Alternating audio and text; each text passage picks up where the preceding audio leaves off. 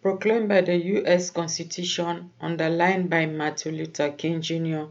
in his memorable speech "I Have a Dream", pronounced on the step of the building that houses the statue of the man who signed the Act of Emancipation, "All men are created equal," is still a credo.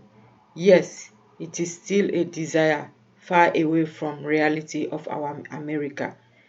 Sisters and brothers, we are here today to talk about the police brutality as part of the scheme of race segregation and inequality. The proclamation of our independence brought hope of peace, hope of freedom, the thought of movement, and the hope of free economic activity, the hope of sin, as Martin Luther King said, the sons of former slaves and the sons of former slave owners will be able to sit down together at the same table of brotherhood.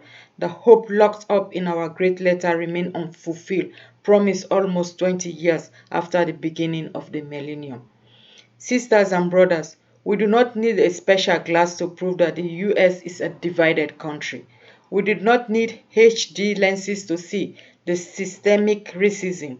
We do not need to climb the roof of the New York City skyscraper to see the racial police brutality exercised almost against minority and unequal treatment. If not, how America explain that? Police officers are indicted fewer than 1% of killings, but the indictment rate of civilians involved in killing is 90%.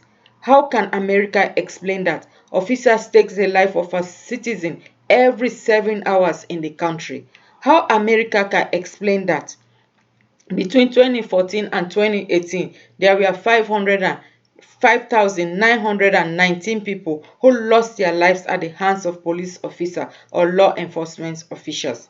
How can America explain that an average of 1,058 people lost their life per year in the hands of police? In the past, only the black minority was a victim of police brutality, but today it is exercised against every individual classified as non-white. I'm talking about the Arabs, I'm talking about Latinos, I'm talking about Asians. Brothers and sisters, we still have the case of what we call the silent segregation, known as hypersegregation. It manifests in 5 dimensions. These 5 dimensions are evenness, clustering, exposure, centralization, and concentration. Evenness is the difference between the percentage of minority group in a particular part of a city. Exposure is the likelihood that the minority and a majority party will come in contact with each other.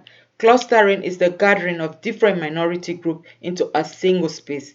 Centralization measures the tendencies of members of minority group to be locked in the middle of an urban area. Concentration is the dimension of that relates to the actual amount of land a minority lives on within its particular city. The higher segregation is within the particular area, the smaller the amount of land a minority group will control. In other words, the government creates conditions that makes minority prone to difficulties to commit illegal to suffer. The federal and state system are structured to make life difficult for all members of minorities. We are here to report on equal treatment in traffic violations. We are here to condemn racial inequality in the administration of justice, both federal and state levels. The question is, what can we do? Can we follow the statute code? No. It is time to become aware of our shared reality and take whatever action may be necessary. Yes, action. We need to move. We need to move with intelligence and wisdom. We need to move without destroying personal properties of our neighbors, without destroying state or federal properties.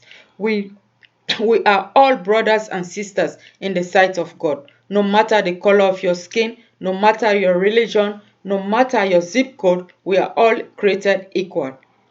Let love prosper. Let fraternity develop between us. As human beings, let's help ourselves. Let's discover the future together. Let's build together. Let's move together. We are all equal in the sight of God. Thank you.